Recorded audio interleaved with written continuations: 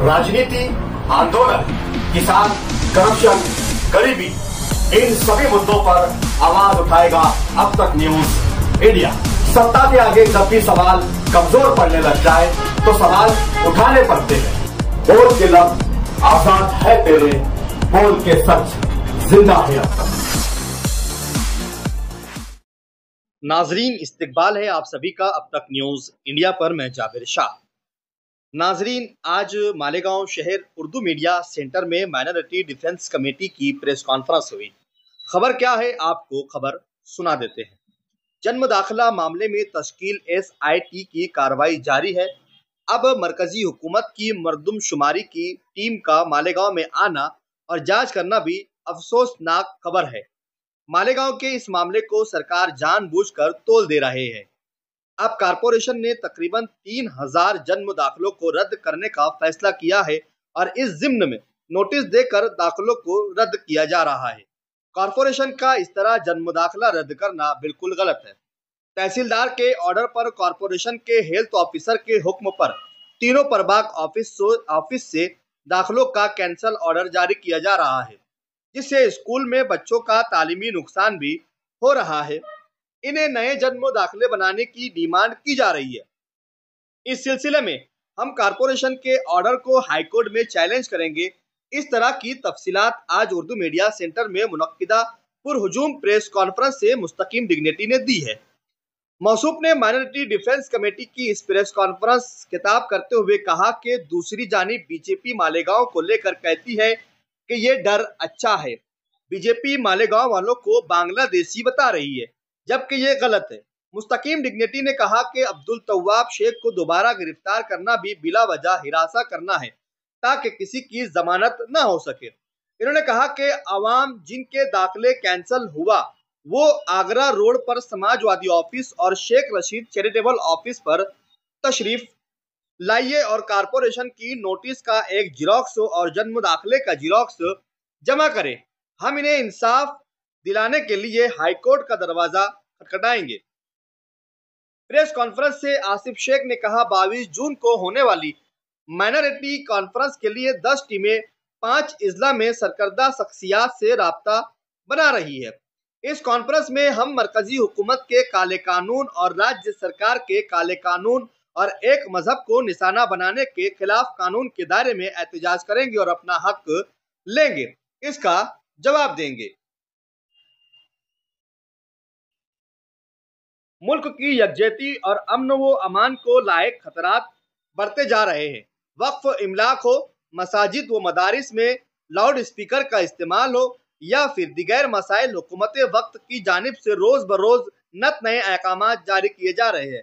इस जिम्न में 5 मौज़ूआत और मसाइल को लेकर शुमाली महाराष्ट्र के 5 इजला अहल दानिश, मजहबी अदारों के ट्रस्टियान, मुस्लिम नुमाइंदों, कानून के माहिरीन, वकला और समाजी व मिली मैदान में खिदमात अंजाम देने वाले NGOs को सर जोड़कर बैठने की सख्त जरूरत महसूस की जा रही है, ताकि जब भी मजहबी मसाइल पैदा हो उस वक्त हम बिला खौफ व खतरा एक दूसरे को हर मुमकिन कानूनी इमदाद व माउनत पहुँचाएं और मुत्तहिद होकर मिल्लत का दिफा करें। इस कॉन्फ्रेंस के मकसद फिरका परस्त ताकत, जालिम हुक्मरानों की शातिराना चालों से परेशान हाल कौम मिल्लत को आईन व दस्तूर की रोशनी में अवाम को बेदार व मुत्तहिद बनाने के साथ साथ पुरएतमाद और दस्तावेजी नहज पर खुद कफील व मुस्तहकम बनाने की सिमत एक मुखलिसाना कदम है। इन्हीं मकसद के पेश नज़र शुमाली महाराष्ट्र के 5 इजला के नुमाइंदा अफराद की एक रोज़ा कॉन्फ्रेंस बनाम माइनॉरिटी डिफेंस कॉन्फ्रेंस का इनकाद बुस्तान रेस्टोरेंट नज़द national highway Agra road Royal College के सामने मुबारक टेकरी के पीछे किया जा रहा है। इस तरह की तफसीलात आज उर्दू मीडिया सेंटर में मुनक्किदा प्रेस कॉन्फ्रेंस में आसिफ शेख रशीद ने दी है। इस कॉन्फ्रेंस में उन मौज़ूआत पर बातचीत की जाएगी और कानून की रोशनी में इसका क्या हल होगा, इस पर तबादला ख्याल किया जाएगा। इनमें नंबर 1, हमारे मुल्क की मरकजी हुकूमत ने वक्फ तरमीमी कानून 2025 मंजूर किया है। ये काला कानून मुल्क भर में नाफिज हो चुका है, जो मसाजिद, मदारिस, कब्रिस्तानों, दरगाहों, ईदगाहों व दीगर लाखों एकड़ वक्फ जमीनों पर कब्जा करने और हुकूमत इन जमीनों को चंद फिरका परस्त दन्ना सेठों और बिजनेसमैन सरमायादारों के हवाले करना चाहती है। वक्फ तरमीमी कानून 2025 मुसलमानों के हुकूक पर सीधा हमला है। मसाजिद, मदारिस, कब्रिस्तानों, दरगाहों, ईदगाहों वो वक्फ जमीनों पर सरकारी मुदाखलत होगी। हमसे हिसाब किताब तलब किया जाएगा, चंदे की तफसीलात हमसे हासिल की जाएगी और दीगर तरीकों से मुसलमानों को निशाना बनाया जाएगा। ऐसी सूरत में हमें कानून के दायरे में रहकर किस तरह कानून के इकदाम उठाने चाहिए, इस पर सलाह मशवरा करते हुए रहनुमाई की जाएगी। नंबर 2, बिरादरान वतन के मजहबी त्योहारों के मौके पर पुलिस इंतजामिया की जानिब से मसाजिद व मदारिस के ट्रस्टियान को तरह तरह के नए अहकामात देकर निशाना बनाया जा रहा है। फिरका परस्त तंजीमों की जानिब से मसाजिद व मदारिस के खिलाफ मुसलसल इश्तियाल अंगेज बयानात सामने आ रहे हैं, जिससे लॉ एंड ऑर्डर भी खराब हो रहा है और भोली भाली आवाम को फिरका परस्त मुनज्जम साजिश के तहत हमारे ही नौजवानों को निशाना बनाकर जेल की सलाखों के पीछे ढकेल रहे हैं। इससे बचने के लिए कानून के दायरे में रहकर क्या लायामल तैयार किया जाए, इस पर भी रहनुमाई की जाएगी। नंबर 3, सुप्रीम कोर्ट की गाइडलाइन के मुताबिक लाउड स्पीकर के इस्तेमाल पर फिरका परस्त सियासी पार्टियां और फिरका परस्त तंजीमों मसाजिद को निशाना बनाकर वक्तन फवक्तन अजान की आवाज पर पाबंदी का मुतालबा उठाते रहते हैं। इन्हीं फिरका परस्तों की शिकायत पर महकमा पुलिस मसाजिद के ट्रस्टियान को नोटिस दे जवाब तलब करती है, जबकि कानून की रोशनी और सुप्रीम कोर्ट की हिदायत पर मुल्क की तमाम मसाजिद मुकम्मल अमल करती है, लेकिन फिर भी फिरका परस्ती तेजी से बढ़ रही है। मुल्क के तेजी से बदलते हुए हालात के पेश नजर कौमी यकजहती के साथ अमन व अमान बरकरार रखते हुए कानून ने हमें जो हुकूक दिए हैं, इसके तहत हम किस तरह तहफ़्फ़ुज़ करते हुए मजबूत लाएअमल तैयार करने के लिए रहनुमाई की जाएगी। नंबर 4, ग्राम पंचायत, पंचायत समिति, नगर परिषद, नगर पालिका, जिला परिषद और कॉरपोरेशन से मसाजिद, मदारिस, ईदगाहों, दरगाहों, कब्रिस्तानों और दीगर इबादत गाहों के बांधकाम परमिशन के लिए महाराष्ट्र हुकूमत के नए टाउन प्लानिंग एक्ट के ताल्लुक से मुकम्मल रहनुमाई की जाएगी।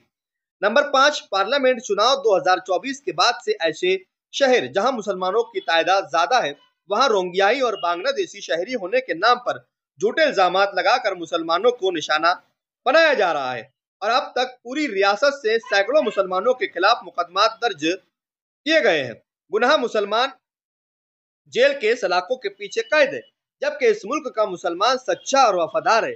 अब तक एक भी रोंगियाही और बांग्लादेशी मुसलमान इन शहरों में नहीं मिला जो मुसलमान झूठे इल्जामात में कैद है। इनकी बाइज्जत रिहाई और मरकजी हुकूमत की जानिब व हुकूमत के जन्म व अमवात कानून 2023 और रियासती हुकूमत के नए जन्म व अमवात कानून 2025 के तहत हम अपने और अपने खानदान के अफराद का और जिनका अब तक जन्म दाखिला नहीं बना है, इनके दाखिले किस तरह हासिल करें, इस पर भी रहनुमाई की जाएगी।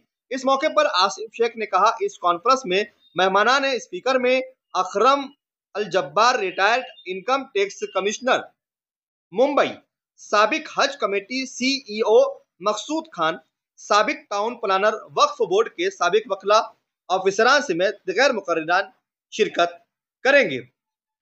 ये कॉन्फ्रेंस बहुत ही अहमियत की हामिल है। इस बात को जोर देकर माइनॉरिटी डिफेंस कमेटी के कन्वीनर आसिफ शेख रशीद ने कहा कि ये वक्त की जरूरत है और अभी नहीं तो कभी नहीं।